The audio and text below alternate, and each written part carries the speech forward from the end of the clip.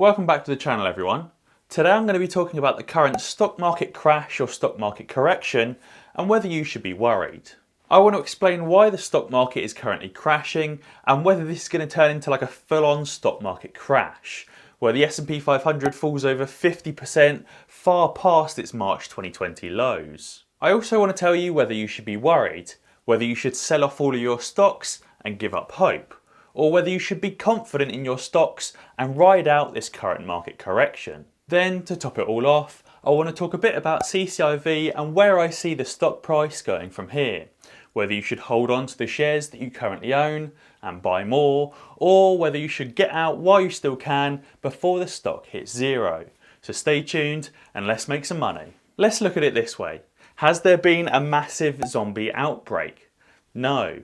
Has there been a new pandemic 10 times or 100 times more deadly than the current one? No. Has the banking sector collapsed or the mortgage market? No.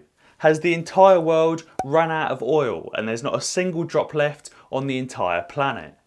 No. So we can see that there's no major earth-shattering catalyst that's driving the current stock market crash.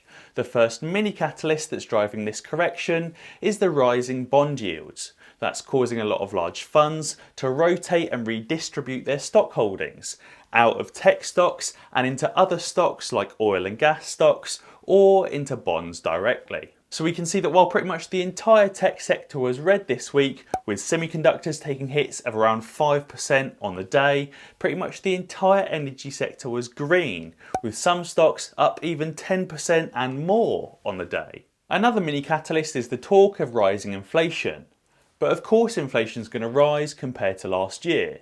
This time last year, no one was buying anything. The entire world was in lockdown. Whereas this year, especially in the US, people are starting to buy things again. They're going shopping, they're buying new cars, homes, maybe even going on holiday. And obviously that's why inflation is going to rise this year. The market is also reacting negatively to a potential interest rate hike. But again, of course interest rates are probably going to need to rise.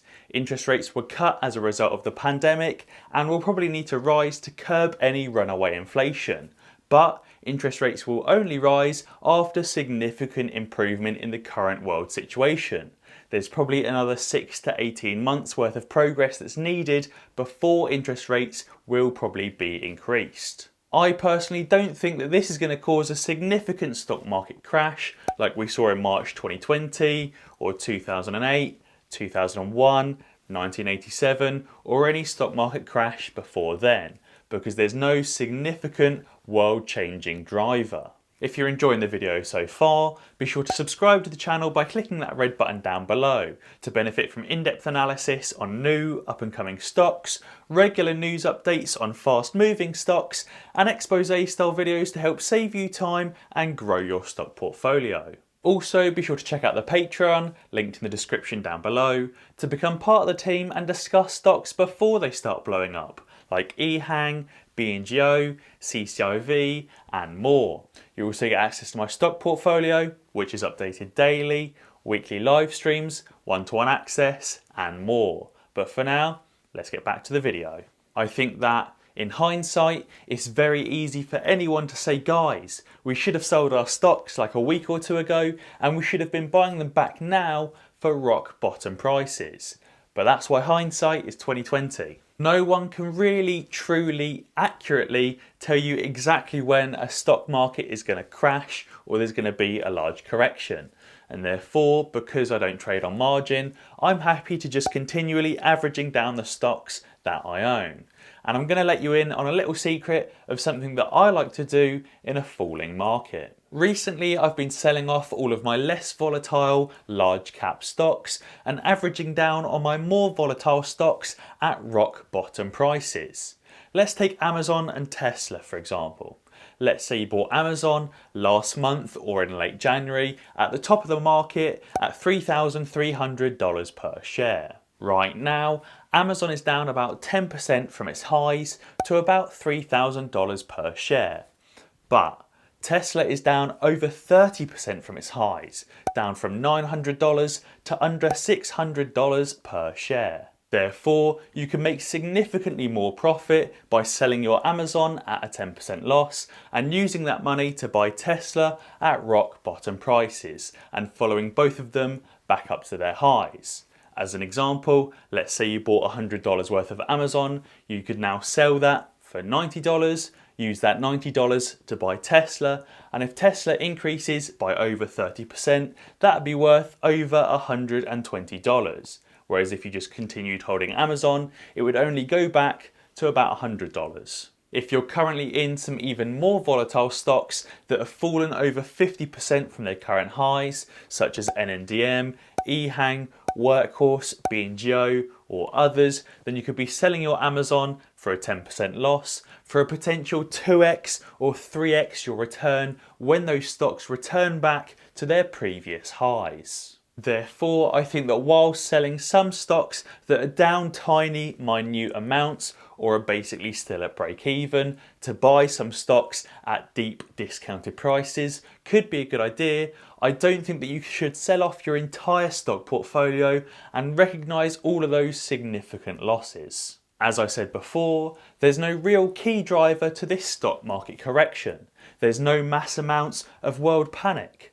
This stock market correction isn't really affecting the world around us like a banking collapse or a credit crunch would. It's only really affecting the stock market and the people that trade the stock market or invest in the stock market. And if we take a look at the S&P 500 since its inception, this current stock market correction is almost unnoticeable. And if we look after every single stock market crash or stock market correction, the market then has always gone up after, whether that's in 2001 or 2008 or March of 2020 or all the way back in 1987. The stock market has always then gone back up a few weeks after or a few months after. If the current stock market correction is getting to you and you're struggling to deal with the losses that you've taken on, maybe take a bit of a break. Go outside for a walk, spend some time with family, maybe come off social media and delete your trading apps for a few weeks. And then when you come back and all of your stocks are back up at their highs or even past their previous highs, maybe consider withdrawing some money so that you're only trading or investing with money that you can afford to lose. If you want to pick up some shares at rock bottom prices while you still can, then be sure to sign up to free trade using my link down below in the description to get a free share worth up to £200 when you invest a minimum of £1. Yep, that's right, you only have to invest £1 and you will get a free share worth up to £200. Now let's talk about CCIV, and I'm sure you all know that the stock price has crashed quite significantly, like I told you it would. And I too also told you that I'll be buying some more shares in the $20 or $30 region. I didn't actually end up taking any profits around the $60 region, which was my mistake, but I did end up adding to my position in the $25 to $30 region. I came across this really interesting chart a little while back that basically explains the life cycle of a SPAC. You have that initial pop from the rumour and then it starts calming down a little bit. But then the hype starts building back up as the DA edges closer and more people are talking about it. You then get the DA and the sell-off when everyone starts profit taking and the stock cools down a little bit. You then get the announcement of the merger vote and the stock starts working its way back up for the actual merger.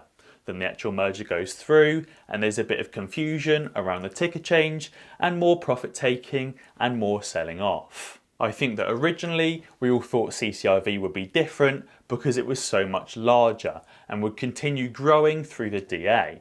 But I guess CCIV just follows that same standard life cycle that all the SPACs do.